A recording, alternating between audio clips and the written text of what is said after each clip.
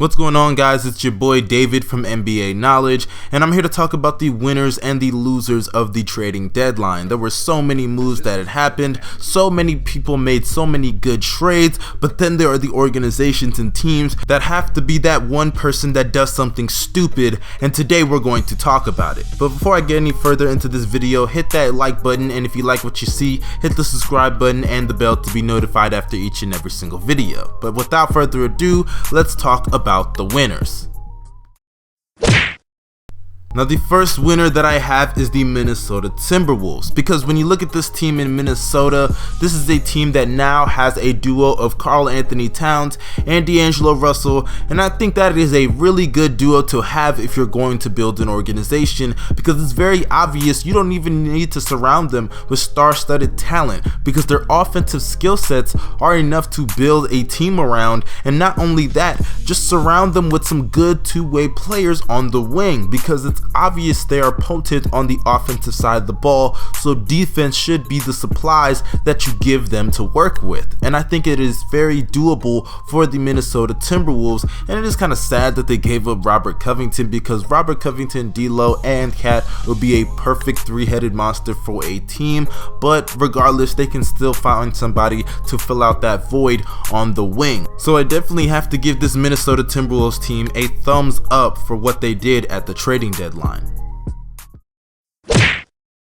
The Memphis Grizzlies have had one of the faster rebuilds in the NBA, and a lot of people are not really noticing it, that they are currently in the playoffs right now as we speak with an above 500 record. Coming into this season, that would have been a ridiculous line to say. And looking at the fact that Ja Morant is having an amazing rookie year, and Jaren Jackson Jr., who's in his second year in the league and is even younger than Ja Morant, is also having kind of a breakout year, it is really showing how good this Memphis Grizzlies team is going to be. And not only that, they were able to trade Andre Iguodala, who hasn't even played a single minute for them, in exchange for Justice Winslow, who in my opinion is kind of being forgotten in the Miami Heat's come up, because Justice Winslow last season had a really productive year. He showed that he could handle the ball, shoot the three ball a little bit more consistently, and score a bit more efficiently on all levels on the court. And I definitely think not only is he productive on the offensive side of the ball, but he's also productive on the defensive side of the ball. And having a wing of him and Jaren Jackson Jr.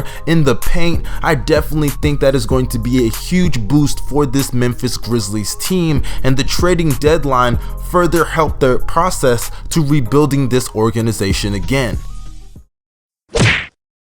The Los Angeles Clippers were considered by many to already be the favorites to win the NBA championship, and to go out and get Marcus Morris at the trading deadline, who's having a career year with the New York Knicks, averaging 20 points per game and shooting over 40% from behind the three-point line. And not only is productive on the offensive side of the ball, because he is also a two-way player, he can play defense at a very capable level, another guy that they can put on wings in the Western Conference. And also when they get in the finals, I mean, this is just another piece that they can add onto that already amazing bench. They got guys like Lou Williams, guys like Landry Shamet, Montrezl Harrell, and now they can add Marcus Morris to that bench. I mean, this team is straight up deep. They are a great team from top to bottom. I gotta give them credit, because this Los Angeles Clippers team, they went from being one of the most disappointing teams of the past decade to being arguably the best team in the league, and being so deep and shredded with talent. I gotta give them props, man. Last but certainly not least, for the winners, we have the Atlanta Hawks. The Atlanta Hawks this year, I gotta give them so much credit and love, because this team has evolved over the past couple of years, going from the times of Jeff Teague, Al Horford, Kyle Korver, Paul Millsap, not really having a superstar, and then trading all of the assets and rebuilding, getting Trae Young in the draft, Cam Reddish, DeAndre Hunter, Kevin Huerter, a lot of these solid young players, and even even though some of them haven't really reached their full potential yet, you can definitely see a bright future. Looking at Trae Young having a career year and then going out to trade for Clint Capella at the trading deadline to pair in the front court with John Collins, because it was very obvious that John Collins cannot play the 5 any longer because of his inability to protect the rim and the power forward really being his natural position. I think getting Clint Capella without even having to give up too much other than some second round picks here or there, I definitely think this was a huge move for the Atlanta Hawks. Shout out to them, because Clint Capella is only 25 years old. To get one of the better rim protectors in the league on a very team friendly contract that's not going to be expiring anytime soon, huge plus for the Atlanta Hawks organization.